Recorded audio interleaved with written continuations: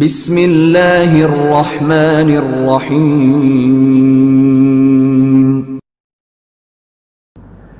اسلام میں ہم جس پرستی، لواط،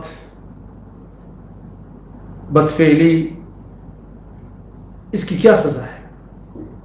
بھائیو، یہ بہت ہی قبیح فعل ہے،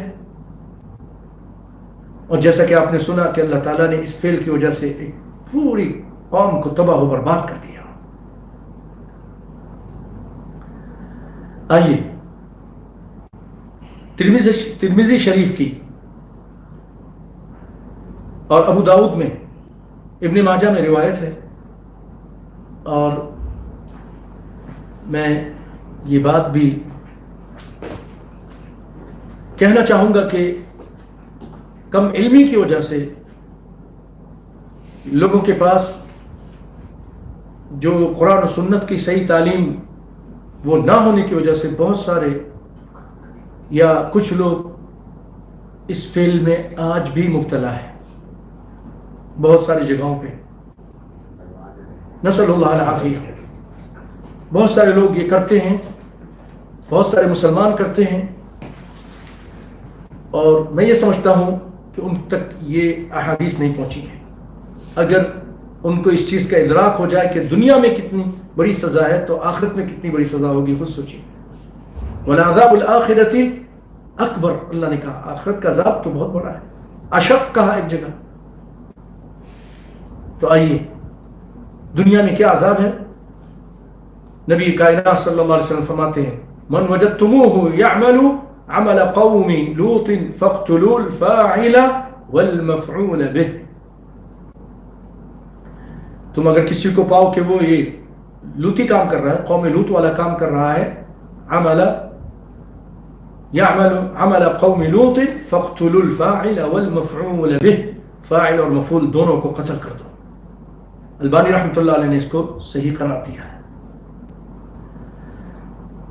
اور اسی طرح مسند احمد میں ہے، ابن عباس اس کے راوی ہیں، پہلی روایت کے بھی ابن عباس راوی تھے، اس کی بھی ابن عباس راوی ہیں، لیکن اس میں مسند میں ہے، مسند احمد میں، کہ نبی صلی اللہ علیہ وسلم نے، ان نبی اللہ صلی اللہ علیہ وسلم کے، اللہ کے نبی صلی اللہ علیہ وسلم نے فرمایا، لعن اللہ من عمل عمل قوم لوط، اللہ لعنت کرے، اللہ کی لعنت ہو اس پر جو قوم لوط والا عمل کرتا ہے۔ 3 مرتبہ فرمایا، لعن اللہ من عمل عمل قوم لوط، 3 مرتبہ آپ نے فرمایا۔ اس کو حسنہ شعیب الارنوط، امام شعیب الارنوط نے اس کو حسن قرار دیا ہے۔ بھائیو، لوطی کے قتل کے بارے میں صحابہ کا اجماع تھا، صحابہ اس طرف گئے تھے، سارے صحابہ، کہ اس کی سزا قتل ہے، لیکن جو اختلاف تھا وہ اس میں تھا کہ طریقہ کون سا ہونا چاہیے۔ طریقہ قتل میں اختلاف تھا، لیکن قتل میں اختلاف نہیں تھا۔ سزا قتل ہے، لیکن کس طرح قتل کیا جائے اس میں اختلاف تھا۔ بعض صحابہ کرام اس طرف گئے تھے کہ ان یحرق بالنار، کہ لوطی کو آگ میں جلا دیا جائے، اور یہ سیدنا علی رضی اللہ تعالیٰ عنہ کا قول تھا، اور اسی کو اختیار کیا ابو بکر رضی اللہ تعالیٰ عنہ نے۔ اور بعض یہ کہتے تھے ان میں سے صحابہ کرام، یرما بہ من اعلی شاہد، کسی اونچی عمارت سے اس کو نیچے پھینک دیا جائے، جیسے اللہ تعالیٰ نے ان کی بستی کو اوپر کر کے نیچے پھینک دیا، اس طرح ان کو بھی ایسے ہی کیا جائے، اور پھر اس کے اوپر پتھر کی بارش کر دی جائے، جیسے کنکریوں کی بارش ہوئی تھی، ان کے اوپر بھی پتھر کی بارش کر دی جائے۔ یہ ابن عباس رضی اللہ تعالی عنہما کا قول ہے۔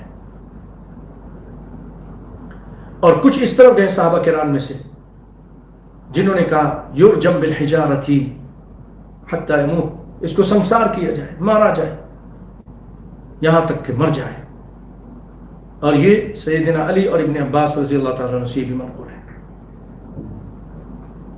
اور فقہا اس میں اختلاف کرتے ہیں، صحابہ کے بعد جو فقہا ہیں ان میں سے کچھ یہ کہتے ہیں ان کو ہر حال میں قتل کیا جائے گا، شادی شدہ ہو محصنن او غیر محصن، شادی شدہ ہو یا غیر شادی شدہ ہو قتل کیا جائے گا. یہ فقہا